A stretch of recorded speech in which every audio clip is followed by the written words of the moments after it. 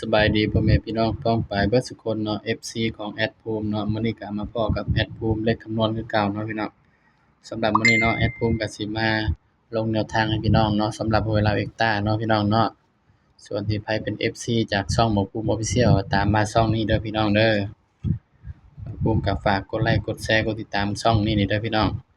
ช่องนั้นก็เอาไว้ก่อนเนาะพี่น้องเนาะมันมีปัญหาอยู่พี่น้องนะมาตามกันเนาะงวดวันที่26เนาะ6มีนา68สำหรับหวยลาวเอ็กต้าเด้อพี่น้อง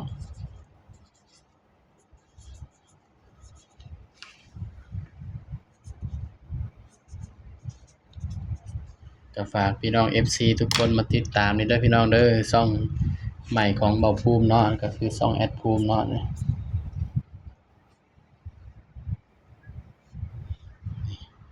นี่คือเป็นช่องแนวทางเนาะอีกช่องหนึ่งของเบาภูมิเนาะพี่น้องเนาะ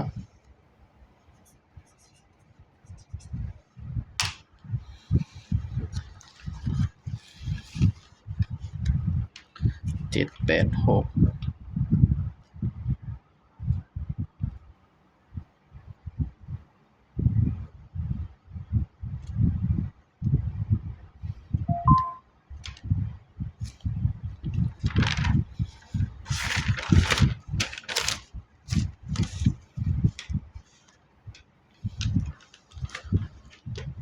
สำหรับเด่นลาวเอ็กต้าผู้อื่นเนาะพี่น้องเนาะ786สำหรับตัวเด่นเด้อพี่น้องเด้อลาวเอ็กต้าเนาะพี่น้องเนาะผู้อื่นเนาะสำหรับเด่นเนาะเบาภูมิให้เด่นไปที่แอดภูมิให้เด่น4กับ5เด้อพี่น้องเด้อสำหรับลาวเอ็กต้าผู้อื่นเนาะนี่แอดให้เด่น4กับ5เนาะพี่น้องเนาะนี่เด่น4กับ5พี่น้อง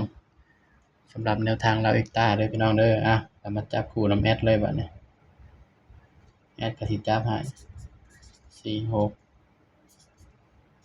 47 48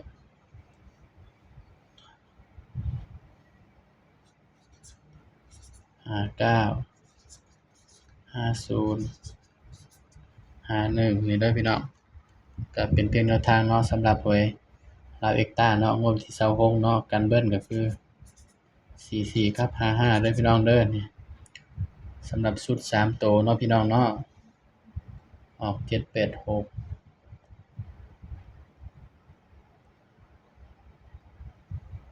ชุด3ตัวเนาะแอดก็ให้ไปที่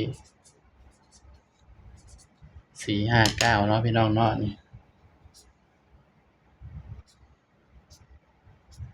ตัวเลขก็เป็นเพียงแนวทางเนาะพี่น้องเนาะมีเข้ามีหลุดเนาะพี่น้องถ้าว่าไผมักแนวทางของแอดภูมิก็ฝากกดไลค์กดแชร์กดติดตามช่องแอดภูมิเลขคำนวณนี่เด้อพี่น้องเด้อสำหรับคลิปนี้เนาะแอดภูมิก็ฝากไว้เพียงส่ำนี้เนาะพี่น้องเนาะอย่าลืมกดไลค์กดแชร์เด้อพี่น้องเด้อฝากช่องใหม่นี่เด้อพี่น้องสบายดีครับ